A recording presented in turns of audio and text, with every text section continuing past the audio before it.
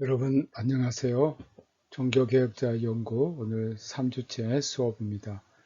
지난 주간에도 잘 계셨으리라고 믿습니다. 서로 건강을 잘 지키고 또 무엇보다도 이 코로나19가 어서 속히 종식되기를 함께 기도해 주시기를 바랍니다. 오늘은 보름스 제국의회와 루터의 바르트브루크 피신에 대해서 말씀을 드리겠습니다. 첫째, 황제 앞에 선 루터입니다. 1521년 1월 로마 교황청 데체트 로마는 폰티피침, 로마 대주교에게 속하다라는 그런 뜻인데, 이 교서로 루터를 파문을 합니다. 그리하여 루터는 로마로 소환되어서 심판을 받아야 했습니다. 프리드리히 형공은 루터의 판결을 독일 영토에서 이루어질 수 있도록 했습니다. 왜냐하면 루터가 로마에 가서 심판을 받아야 된다면 그만큼 위험하기 때문에 또 루터의 생명에도 지장이 있기 때문에 어떻게 해서든지 루터의 이러한 심판을 독일에서 이루어지도록 정치적인 그런 협상을 했던 겁니다. 당시 정치 세력의 신장으로 황제의 국민이 교황에게서 신문 받기 이전 황제에게 호소할 수 있는 법적 장치가 마련되었기 때문이었습니다. 이 새로운 법을 프리드리히는 주장했고 루터 문제는 독일 안에서 해결하도록 노력을 했던 겁니다. 1521년 4월 루터는 보름스의 제국의에서 칼 5세의 신문을 받습니다. 루터는 비텐베르크에서 보름스를 향해 가면서 보름스에 있는 지붕 위의 기앗장들처럼 수없이 많은 마귀들이 나를 겨냥하고 있음을 알고 있지만 나는 보름스를 향해 말을 타고 가리라는 유명한 말을 남겼습니다. 황제는 루터에게 그의 주장을 철회할 것을 요청했습니다. 그러나 루터는 성서 말씀의 증거가 확실하기 때문에 오도할 수 없으며 철회하는 것은 양심에 거역하는 것이라는 이유로 철회하지 않았습니다. 그리고 하나님 나를 도우소서 아멘, 곧 헬페미어 아멘 이 말을 남기고 황제 앞에서 떠나갔습니다. 둘째, 바르트브루크 피신과 비텐베르크 소요입니다. 루터는 비텐베르크로 돌아오는 길에 선제의 프리드리히 형공의 계획 아래 바르트브루크의 피신을 하게 됩니다. 프리드리히 형공은 분명히 가톨릭이 루터의 목숨을 노릴 거라고 생각을 했고 비텐베르크로 가는 도중에 루터를 납치해 갑니다. 그리하여 아주 오지인 바르트브루크라는 곳에 루터를 피신케 하였습니다. 지금도 우리가 바르트브루크를 가면 정말 오지에 있음을 실감하게 되고 또 그곳에 깊은 산 속에 성이 있는데 그 성에 루터는 안전하게 피신할 수가 있었습니다. 근데 많은 사람들이 루터가 가톨릭에 의해서 죽었다는 소문도 있고 또 루터가 가톨릭에 완전히 생포되어 넘어갔다는 그런 이야기가 많이 떠돌았습니다. 왜 그러냐면 이제 비텐베르크로 가는 길에 원래 황제의 호위병, 그리고 루터가 같이 가는 그 동료, 이렇게 가게 되는데, 실제 이제 마부가 한 명 있고, 황제 호위병은 중간에 그냥 사라져 버립니다. 왜냐하면 황제 호위병은 가톨릭으로부터 어떤 지시를 받았기 때문에 루터를 더 이상 호위하지 않고 그의 보디가드로 역할을 하지 않고 사라져 버립니다. 그리고 이제 마부도 결국은 루터를 이제 태우고 갑니다만, 결국은 그 마부도 사라져 버리고 이제 루터와 루터의 동료만 가게 되는데, 이 루터의 동료가 있는 가운데 루터가 납치된 것입니다. 그래서 이 루터의 동료가 비텐베르크에 돌아가서 루터가 기사들에 의해서 납치당했다라고 그 사실을 이야기하는데, 실제로는 그 기사들은 프리드리히가 보낸 기사들이었고, 루터의 그 동료가 비텐베르크에 가서 이제 루터가 죽었을 것이라고 분명히 가톨릭의 기사들에 의해서 납치당했기 때문에 죽었을 것이라고 생각을 했고, 많은 사람들이 굉장히 슬퍼하고 있었지만, 사실은 루터는 안전한 곳에 거하고 있었던 겁니다. 이 바르트 브루크에서 루터는 머리와 수염을 길고 호적 웨르크라고 융커 웨르크로 변장을 하면서 살았습니다. 이 모습이 바로 호적 웨르크로 변장한 루터입니다. 수염도 길고 또 수도사였기 때문에 머리를 깎았는데 머리도 길고, 그래서 사람들이 알아볼 수 없도록 이런 모습을 하고 지냈습니다. 이 성이 바르트브루크입니다. 보시면 성벽으로 둘러싸여 있고, 또 이것은 산 꼭대기에 있는 성입니다.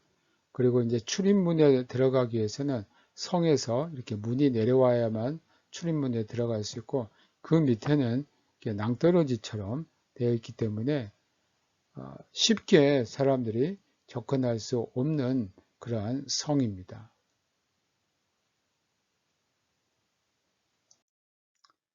이것은 이제 바르트브루크 성의 그 내부 모습입니다.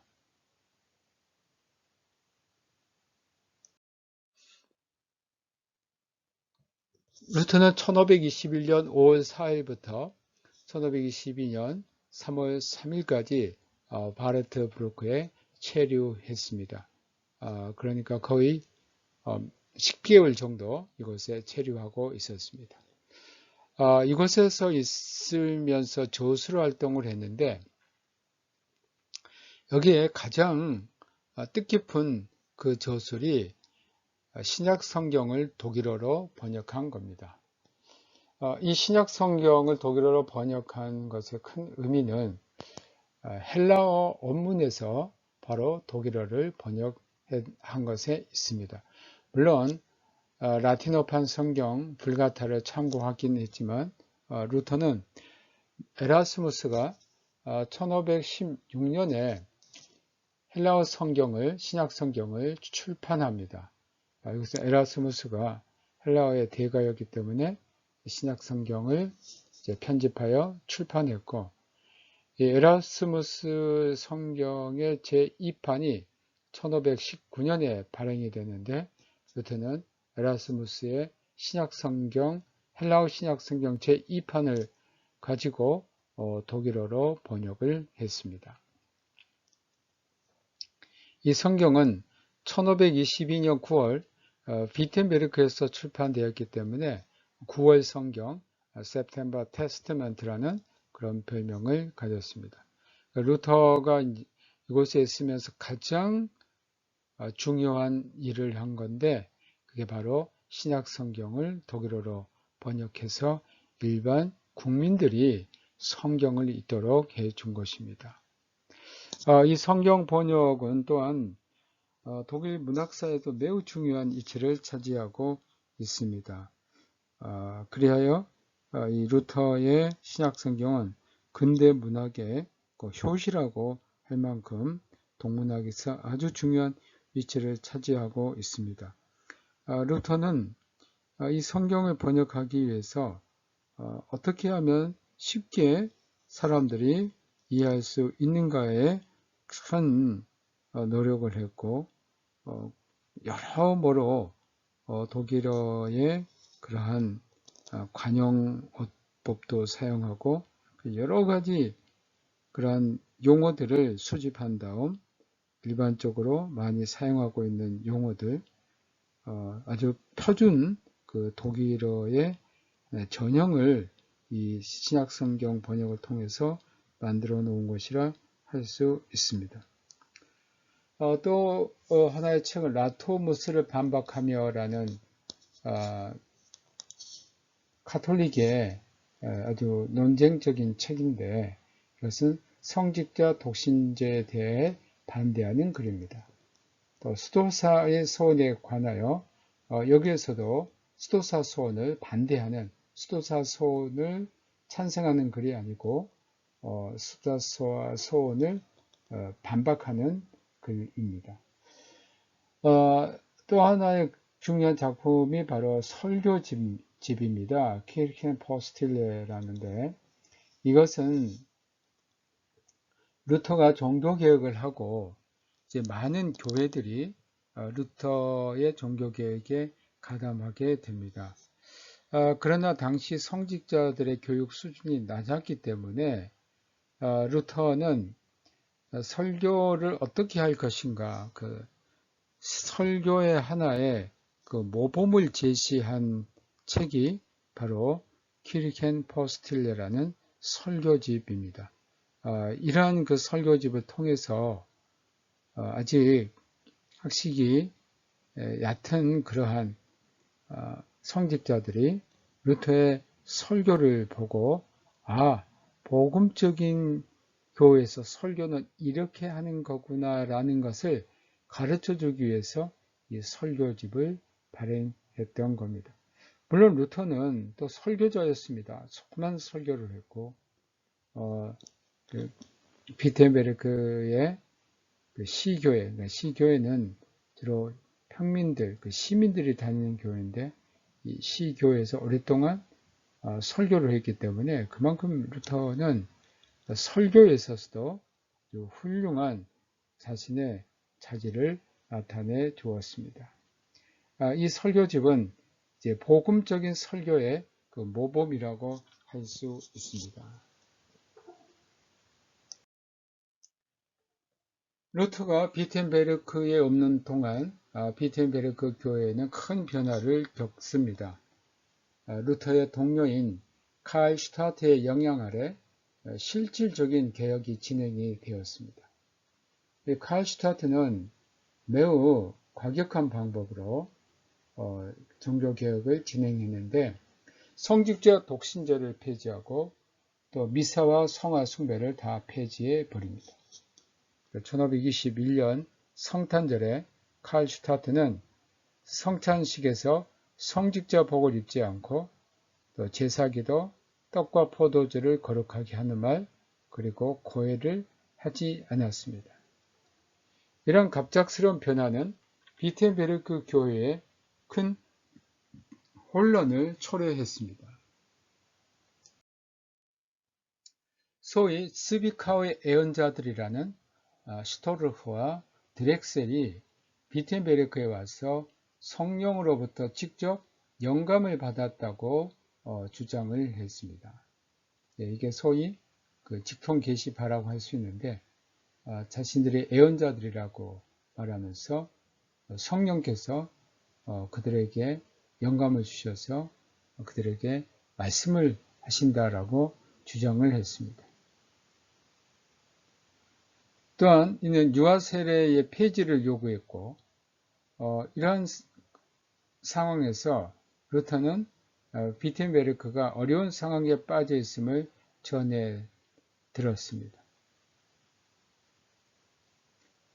루터는 선제후의 경고에도 불구하고 비텐베르크에 도착합니다. 이제 선제후는 루터의 신변에 비텐베르크에 오게 되면 위험이 따르기 때문에 아직은 올 때가 아니다라고 했는데, 루터는 어느 누구의 그러한 바디가드도 없이 혼자 비텐베르크에 오게 됩니다. 그리고 이제 비텐베르크에서 1522년 3월 9일부터 일주일간, 그 일주일이 바로 사순절 기간이 처음 이제 시작되는 인보카디트 기간이었습니다. 이때 시교에서 연속 설교를 일주일간 했습니다. 이 설교를 통해서 루터는 종교개혁을 정상화시켰고, 루터는 종교개혁의 내용이 아닌 그 방법에 대해서 비판을 했습니다.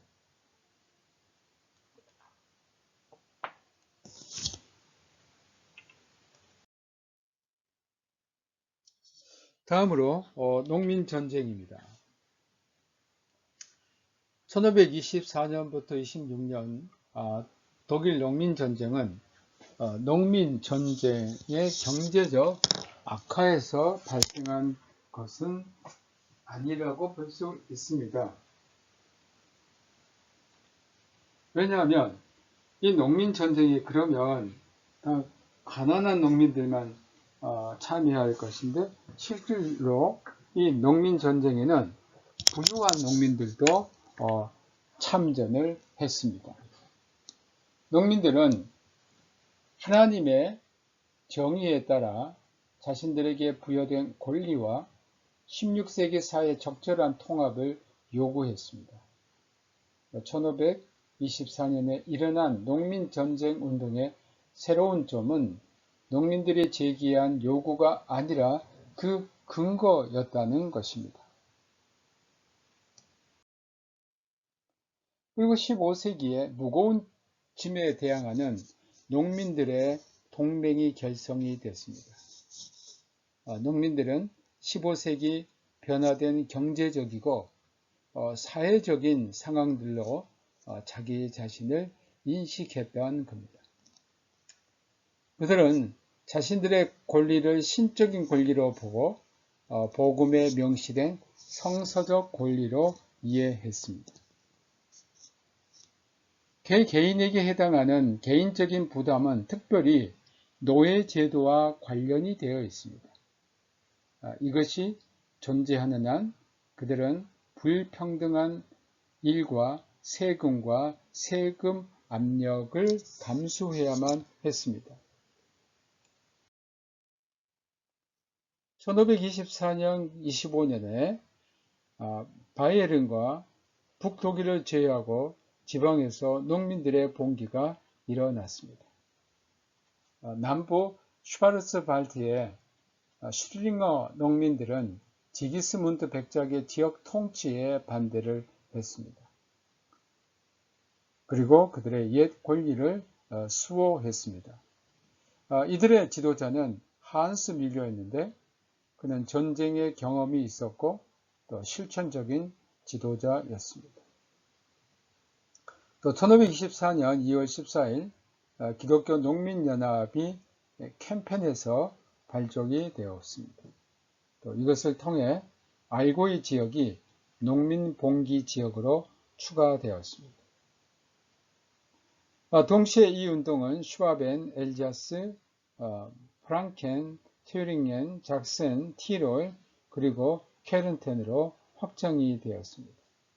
남부 지역의 상당히 많은 지역이 농민 전쟁의 하나의 연합체로 연결이 되어 있었습니다. 오버슈바벤에서 맨핑의 모피 재봉사인 제바스티안 로처가 설교자인 크리스토퍼 샤펠레와 함께 슈바벤 농민들의 12조항을 1525년 3월에 작성을 합니다. 그 내용을 보면 제1조에 성직자 선택의 자유와 종교개혁적인 설교를 요구했습니다.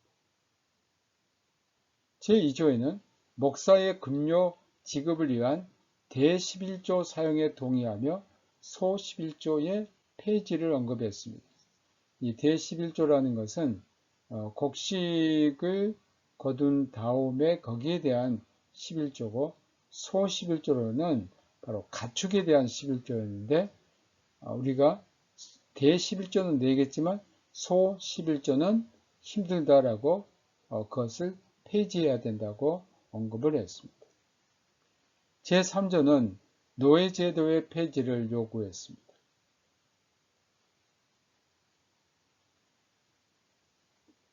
또 제4조와 제5조는 수렵과 어업특전에 대한 규제를 반대했고 숲과 동네에 속한 공유지 사용을 요구했습니다. 6조부터 11조에는 과도한 부역, 고리제도, 그리고 소위 차지상속제라고 하는데 이 차지상속제, 토트팔은 소작인이 영주의 영지 내에서 사망할 경우 영주가 사망자의 재산을 임의로 차지할 수 있는 권리였습니다. 당시 이것은 일반적 관례가 되었고 따라서 남편의 죽음으로 가부가 된 여자나 고아가 된 아이는 아무것도 소유할 수 없었습니다. 이런 그 차지상속제로 농민에게 주어지는 과중한 부담에 대해서 반대를 했습니다. 차지상속제로 인한 부담은 가족이나 노예가 죽게 되는 경우 그의 체부를 모두 맡았습니다. 제12조에서는 농민들의 요구의 적법성에 대한 척도로 성경을 제시했습니다.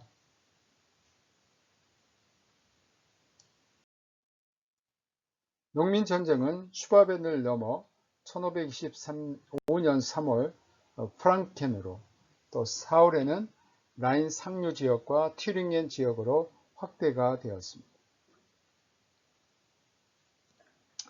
농민전쟁에 대한 루터의 입장에 관해서는 슈바벤 농민들의 12개 조항의 적법성에 대해 심사하도록 그를 불러들이게 됩니다.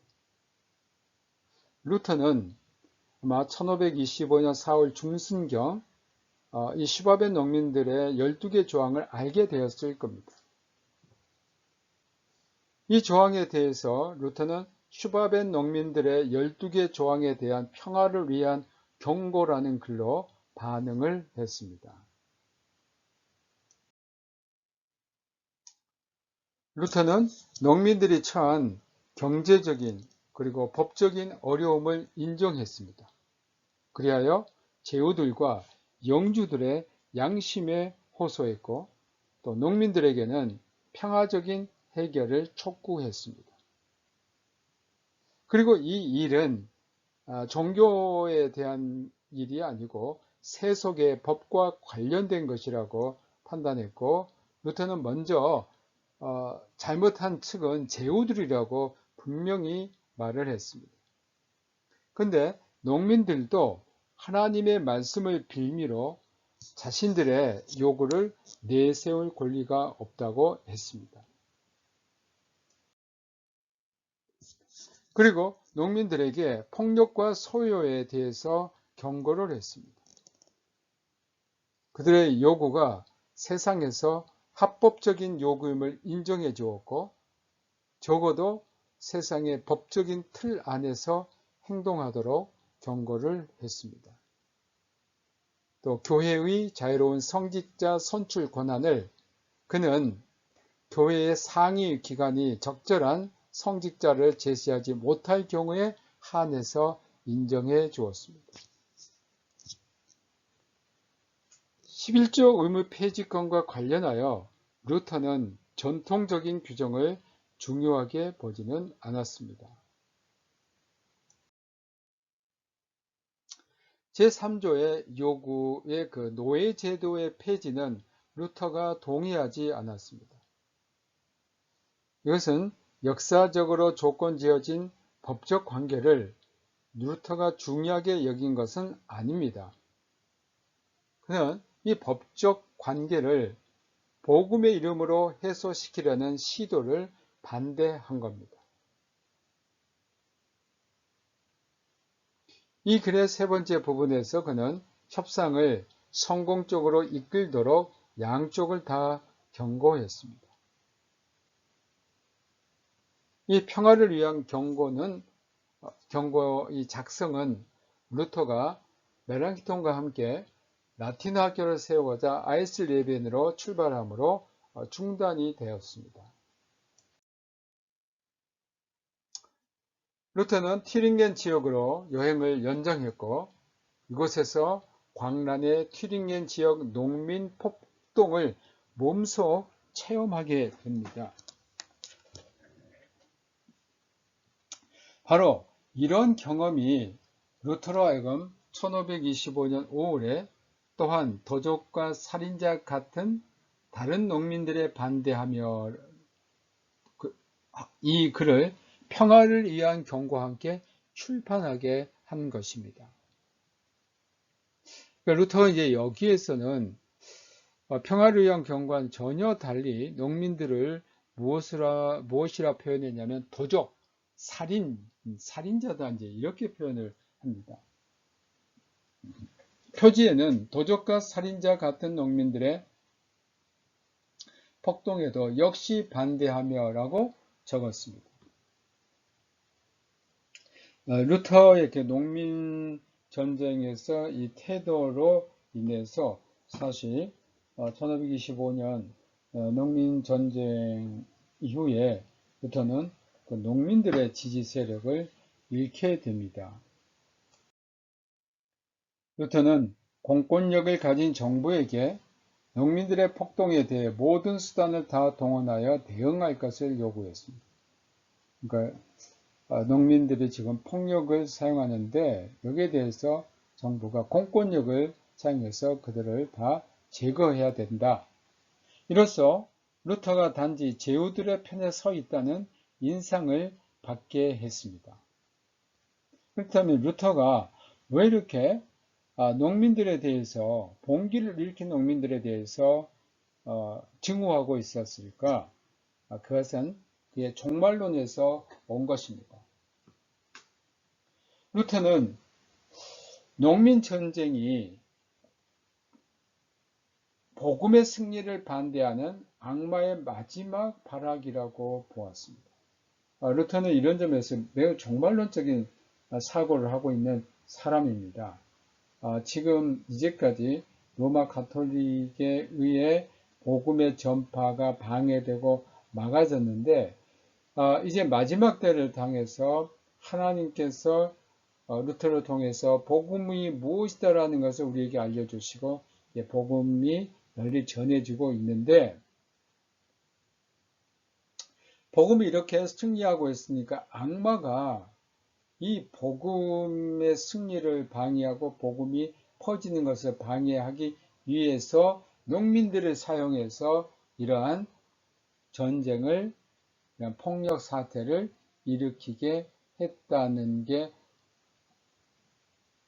바로 루터의 생각입니다.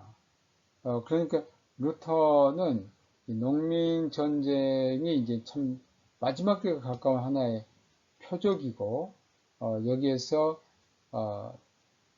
이제까지 복음이 제대로 전파되지 못해서 사실 악마는 굉장히 좋았는데 루터가 등장해서 복음을 전파하고 복음이 이제 널리 퍼지니까 이것을 하지 못하게 악마가 농민들을 사용해서 그 복음 전파를 막고 있다라고 보았던 것입니다.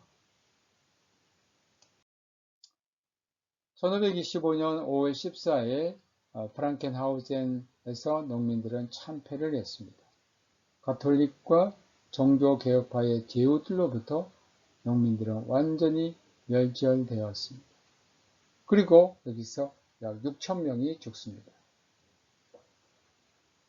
루터는 농민들을 반박하는 편지 1525년 7월에 나온 건데 여기에서 자신이 농민들을 비판한 글들을 정당화했습니다. 농민전쟁 이후 종교개혁은 국민운동으로서 계속되었지만 제후의 권력이 우선시되었습니다. 그 다음에 종교개혁의 지역적인 성립입니다.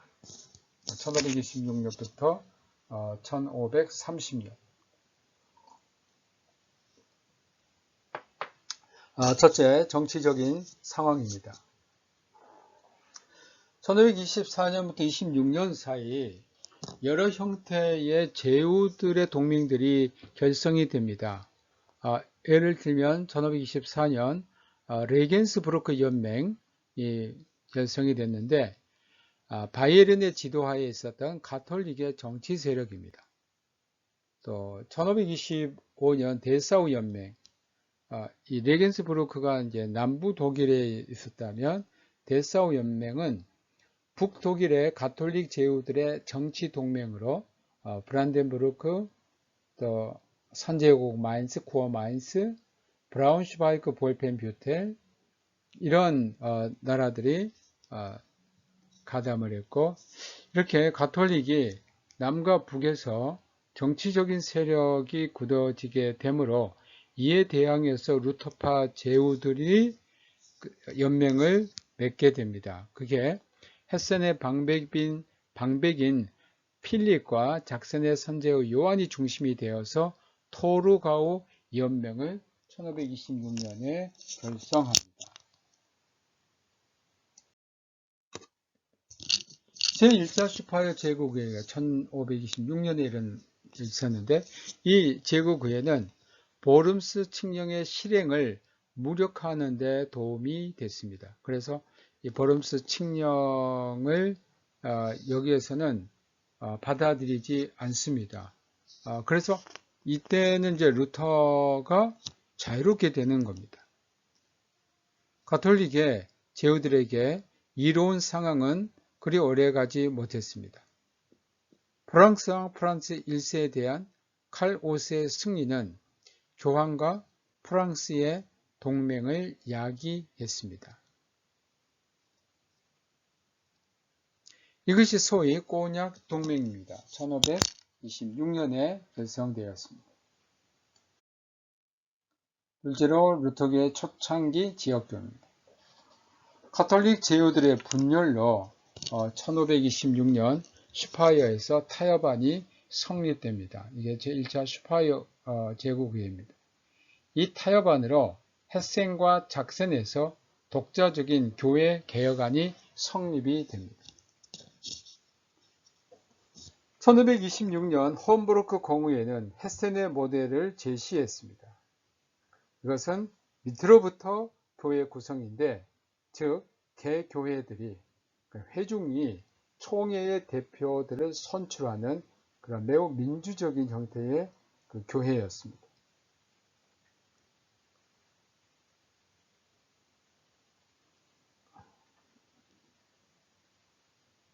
여기에는 신앙의 공동체와 시민 공동체의 확실한 차이를 두었습니다. 즉, 신앙의 공동체는 순결 그리고 성결 안에서 산다는 겁니다. 그래서 엄격한 교회 규율을 여기에 제시했습니다.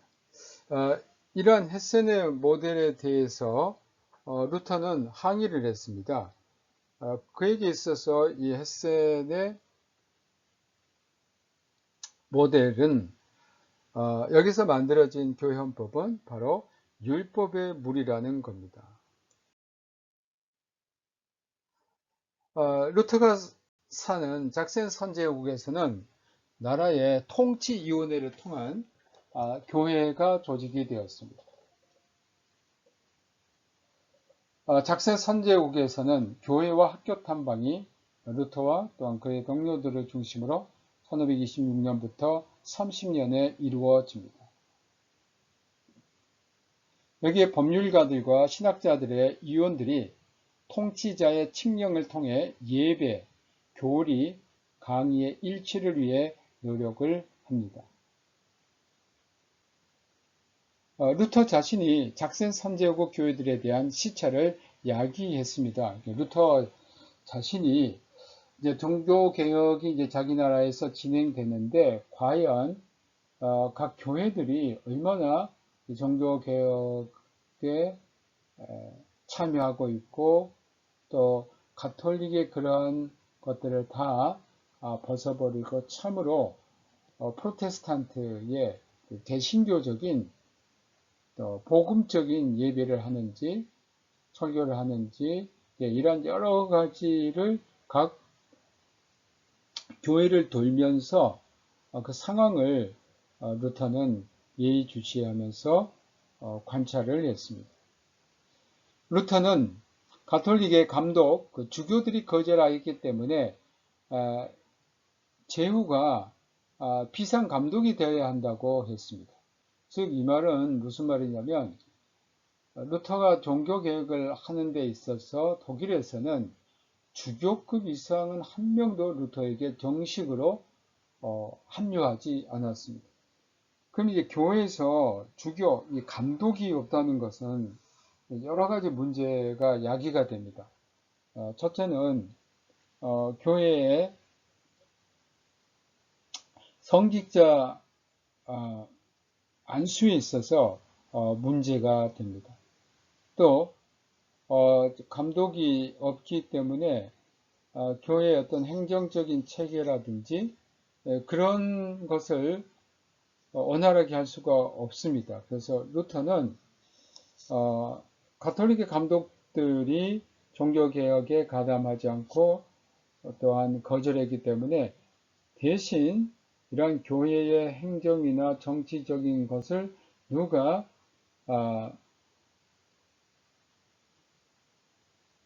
완전히 계속하는 것은 아니지만 어느 일정한 기간, 잠정 기간 동안에는 비상감독이 되어야 된다라고, 노트 비숍이 되어야 된다고 주장을 했습니다. 그리고 이것에는 작슨의 모델을 만듭니다. 그 작슨의 모델이라면 과도기적으로 이제 지금 루터 복음교회가 완전히 자리를 잡지 못했으니까 근데 과도기 기간이니까 통치자의 교회 지배 형태를 만들고 여기에 대한 규정이 제시가 됩니다.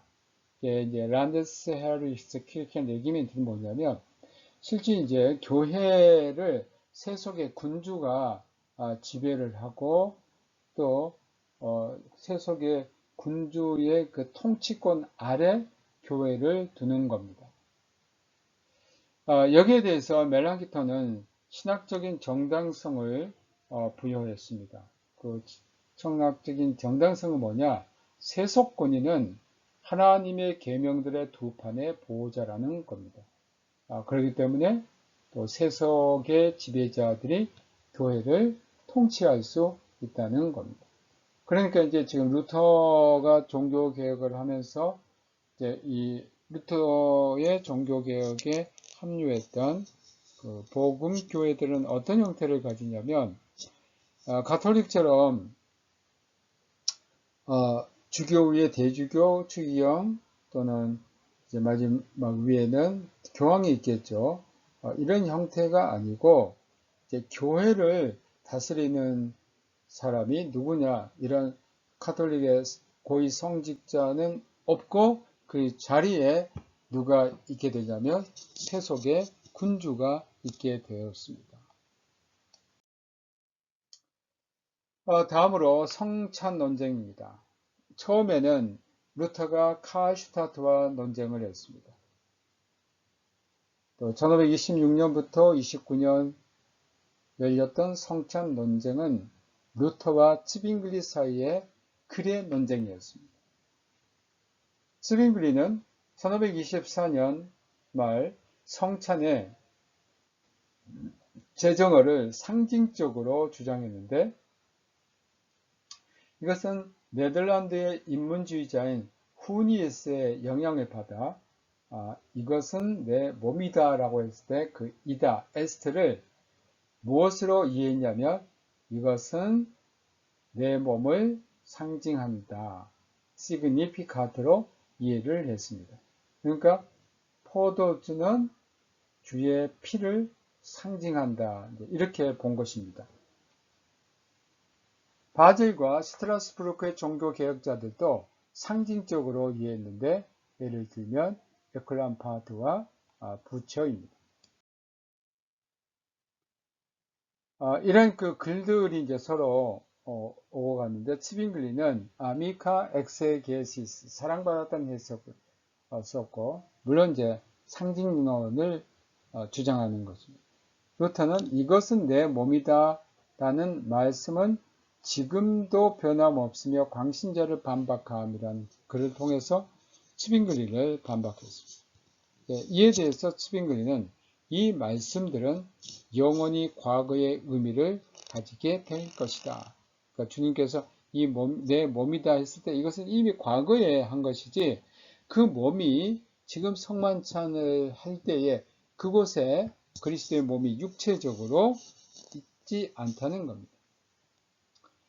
이에 대해서 루터는 1528년 3월에 그리스도의 성만찬에 관하여 신앙 고백이라는 글로 츠빙글리를 반박했습니다.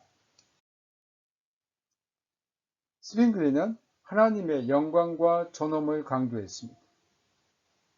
그에게 있어서 피조물에게 하나님이 직접 들어가는 것은 생각할 수 없었습니다. 그리스도가 지상에 육신으로 임재한다는 것은 죄됐습니다.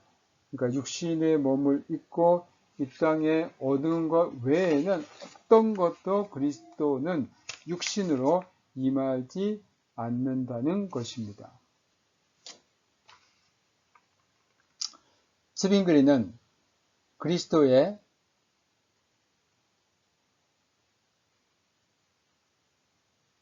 신성과 인성, 하늘과 땅을 엄격히 구분을 했습니다. 이에 반하여 루터는 자신의 성육신 신학을 주장을 했습니다. 즉, 인간이 대신 하나님 외에는 어떤 하나님도 있을 수 없다라고 생각을 했습니다. 그러니까 인간이 대신 그 하나님, 예수 그리스도, 그분은 바로 육신으로 오셨고, 또 그분은 그 떡 안에도 육체적으로 현존한다라고 루터는 주장을 했습니다. 1529년 성만찬 논쟁은 종교와 정치에 뗄 수 없는 관계를 보여주었습니다. 왜냐하면 1529년 제2차 슈파이어 제국의회가 열렸는데, 이 제국의회는 1526년 결정을 다 무효화시킵니다. 특히 루터 문제에 있어서 보름스 칙령이 1526년은 폐지가 됐는데 번복이 돼가지고 보름스 칙령이 다시 살아나게 됩니다. 이에 대해서 루터파의 5개 제후국, 14개의 자유도시들이 1569년 4월 19일 저항을 했습니다. 그 제후국들을 보면 헤센 작센 선제후국, 브란덴부르크 안스바하, 브라운슈바이크 르네부르크, 안할트, 이런 나라들이 저항을 한 겁니다. 제2차 슈파이어 제국의 결정에 대한 한 겁니다. 이 저항에서 바로 프로테스탄티즘이라는 말이 나오는데, 이것은 프로테스타리에서 온 겁니다. 이 프로테스타리라는 뜻은 복음에 관련하여 양심의 자유를 위해 증언하는 사람들이었고, 바로 저항하는 사람들이다, 이런 뜻입니다. 이들은 루터파 이 제후들은 가톨릭의 이 다수의 횡포에 맞서서 그들의 양심의 자유를 주장을 했습니다. 마르부르크 종교회담에서 1529년 10월 1일부터 4일 열렸는데, 헤센의 필립은 이와 반대로 성찬론에서 하나로 만들지 못했습니다. 자, 이제 헤센의 필립이 왜 마르부르크에서 종교회담을 열게 되냐면, 제2차 슈파이어 제국회가 루터파에게는 굉장히 치명적으로 그가 느꼈기 때문입니다. 왜냐하면 카톨릭은 지금 황제가 외치에 성공하고 지금 내치에 심혈을 기울이는데 결국 이들이 북부에 있는 가톨릭, 남부에 있는 가톨릭이 힘을 합해서 분명히 지금 루터파 제후들을 공격할 수 있겠다라는 생각에서였습니다.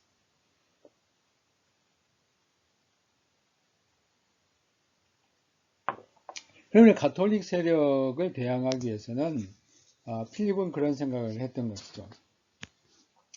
루터를 중심으로 한 작센 선제우고 그리고 스위스 쯔리히를 중심으로 한 이 츠빙글리 이 두 사람이 서로 힘을 합하고 신학적으로 의견을 조정한다면 가톨릭을 대항할 수 있겠다라고 생각을 했던 것이죠.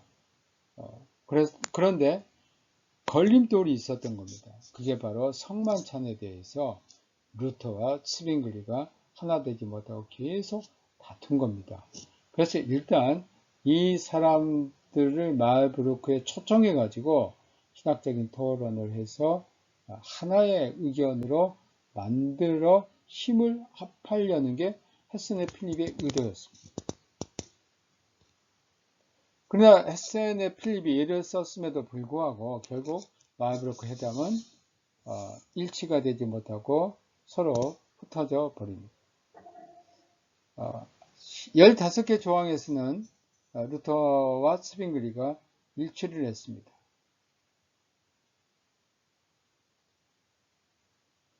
단지 물질에 있는 그리스도의 현존에 대한 방법에 있어서 하나가 되지 못했습니다.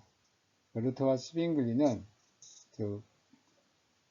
루터는 떡과 포도주의 그리스도의 몸이 동시에 존재한다는 공제설을 주장했고 츠빙글리는 떡은 그냥 떡일 뿐이다. 츠빙글리는 상징설을 끝까지 밀고 나갔던 겁니다. 이 논쟁에 참여했던 사람들 보면 루터, 메랑턴, 츠빙글리, 에클람파트, 그 외에도 요나스, 프렌즈, 오즈얀드와 부처 등이었습니다.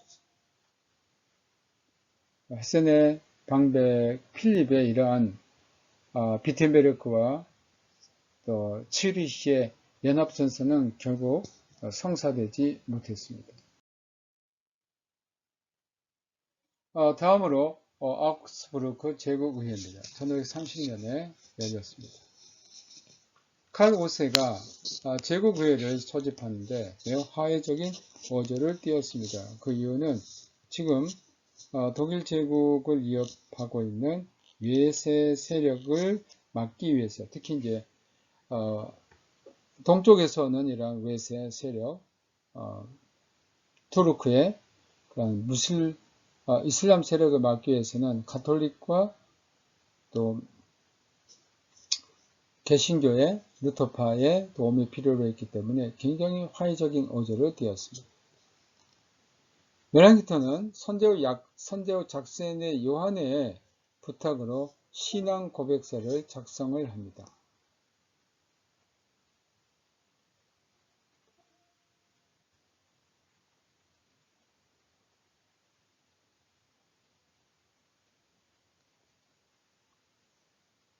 아우크스부르크 신앙 고백, 컴페시 아우스타나라고 하는데 약자로 CA라고 표시합니다.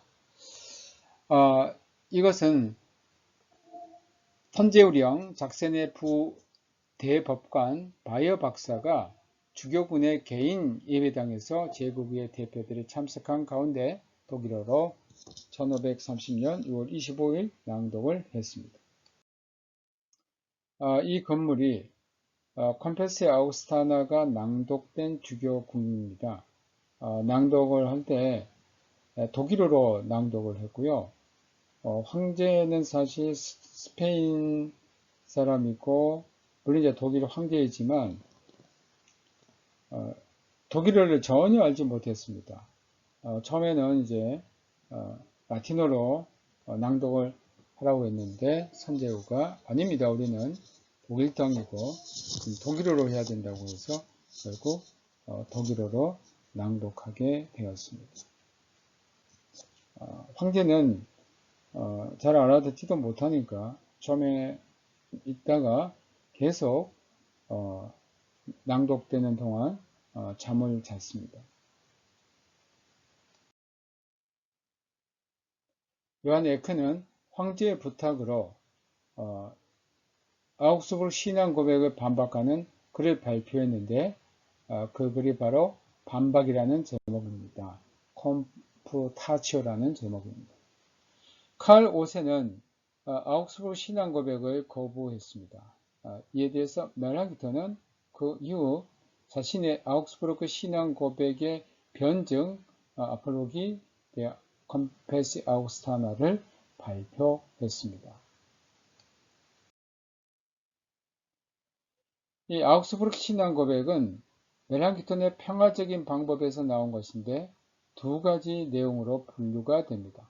첫째 부분은 제1항부터 21항으로 신앙과 교리에 관해서 서술한 것입니다. 종교개혁적 입장은 성서와 고대 교회들의 신앙 고백들과 일치함을 강조했습니다. 그렇기 때문에 구교와 논쟁은 단지 몇 가지 오류에 대한 것이라는 겁니다. 그러니까 여기서 루터교 신학자, 특히 이제 멜랑키톤이 강조한 것은 루터교가 지금 이 복음교회가 사교가 아니다, 사이비가 아니고 우리 교회는 이미 고대 교회에 있었던 신앙 고백과 일치하다는 것을 강조했는데 논쟁하는 것은 이제 몇 가지 그 구교, 가톨릭의 논쟁 오류에 관해서 논쟁한다는 겁니다.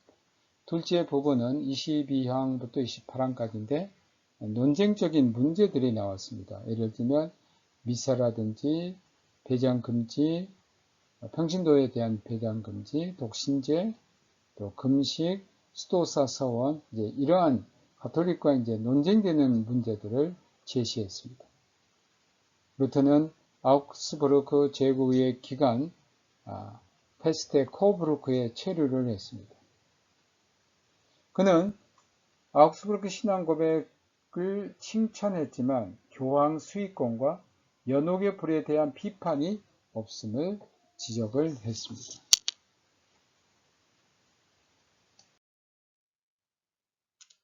다음으로 슈마이칼덴 동맹입니다.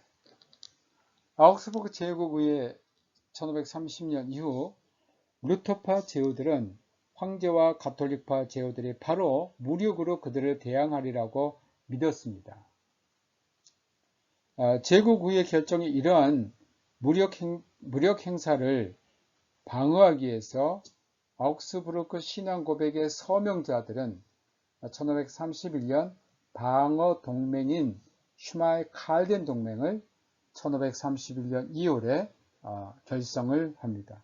바로 이제 슈마이칼덴이라는 도시에서 이 동맹을 결성합니다. 이 동맹의 과업은 공격을 당할 경우 루터파 제후들은 단합을 하고 또 부득이한 경우에는 무력으로 황제를 대항한다는 겁니다.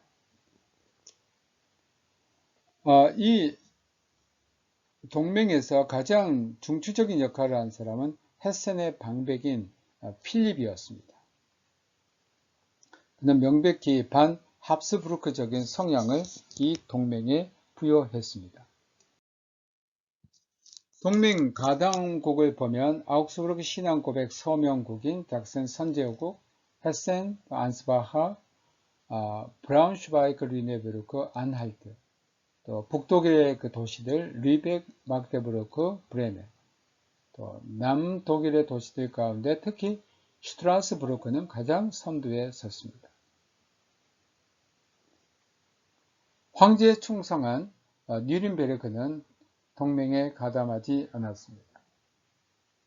신학자들, 특히 루터는 황제를 반대하는 무력 행동에 동의하는 것에 매우 신중했습니다. 그러나 이들은 실질적인 권위는 제후들이며 황제는 단지 제후들에 의해 선거 조약에 따라 선출되고 임명된다는 법률가들의 견해를 존중해서 슈말칼덴 동맹을 받아들입니다. 이 슈말칼덴 동맹에는 근대 초기에 형성되어가는 제후국의 구조들이 나타나 있습니다. 슈말칼덴 동맹은 종교개혁사에서 15년 동안 유효했습니다. 다음으로 프로테스탄티즘의 독일 내부의 확장입니다.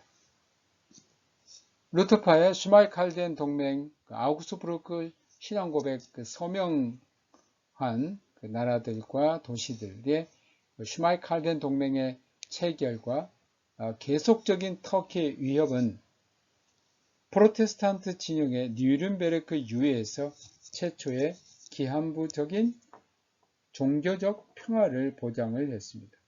황제가 이러한 외부의 적의 위험에 놓여 있기 때문에 루터파 제후들의 군사적인 도움이 필요했기 때문에 어느 정도 기한을 두고 루터파에게 종교적인 평화를 보장해 주었습니다. 이런 가운데 1534년 비르텐베르크 제후국 헤르초그튼이 종교개혁 진영에 가담을 했습니다.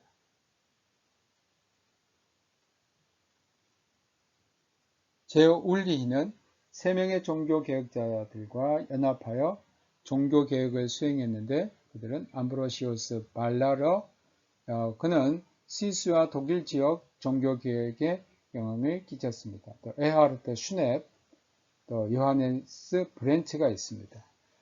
슈넵과 브렌츠는 철저한 루터파 신학자들입니다.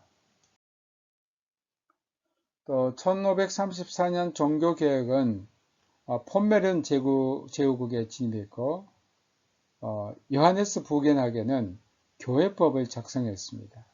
그래서 종교개혁 진영에서 교회법의 대가가 누군가 그러면 요하네스 부겐하겐입니다. 이 부겐하겐은 브라운슈바이크 교회법을 1528년, 또 함부르크 1529년, 그리고 르이벡의 교회법을 1531년에 작성했고, 그 후에 이제 덴마크가 이제 루터파로 완전히 왕이 이제 루터파로 완전히 개종함으로써 덴마크의 교회법 1537년, 또 홀슈타인 1542년, 또 브라운슈바이크 볼펜뷰테 교회법도 1543년에 작성을 했습니다. 1539년 제후 하인리히는 제후 게오르크가 죽은 다음 작센 제후국의 종교개혁을 받아들입니다. 1539년 선제 요한 2세 치하 때 브란덴부르크 선제국도 종교개혁을 받아들였습니다. 이곳에서 종교개혁은 가톨릭의 예배의식과 구습을 지켜 보수적 성향을 유지했습니다. 독일 대부분의 지역이 1540년대 초반에 루터파가 됩니다. 또한 대부분의 자유도시들 그리고 아우크스부르크도 루터파가 되었습니다. 1525년 프로이센의 알브레히트는 수도국을 세속적인 제후국으로 바꾸고 종교개혁을 단행했습니다. 1544년 케니스베르크 대학교가 강력한 정신적인 빛과 더불어 설립이 됩니다. 이 첫 번째 지도는 1530년까지 종교개혁에 가담했던 나라들입니다. 이렇게 색깔이 되어 있는 부분들 있죠. 보라색으로 되어 있는 이런 부분들이 다 종교개혁에 가담한 나라입니다. 이 노란색으로 되어 있는 것이 이제 가톨릭이고요. 거의 지금 1530년만 해도 부분 되어 있는데 1546년에 보면 이제 이 보라색 부분이죠. 독일의 거의 대부분이 남부 지역만 좀 제외하고는 독일의 거의 모든 지역이 종교 개혁에 가담하게 됩니다. 네, 여러분 수고 많이 하셨고요. 오늘은 여기까지 마치겠습니다. 다음 시간에 현재 루터의 그 사면부 역사 95개 논제에 대해서 말씀을 드리는데, 지난번 이제 사면부 역사를 그렇게 자세히 다루지 못했기 때문에 다음 시간에는 여기에 대해서 좀 더 자세히, 그리고 95개 논제에 대해서도 좀 더 자세히 다루는 시간을 갖도록 하겠습니다. 네, 여러분 수고 많이 하셨고 다음 주에도 건강한 모습으로 뵙겠습니다. 네, 여러분 다음 주까지 건강하게 잘 계시기 바랍니다. 안녕히 계십시오.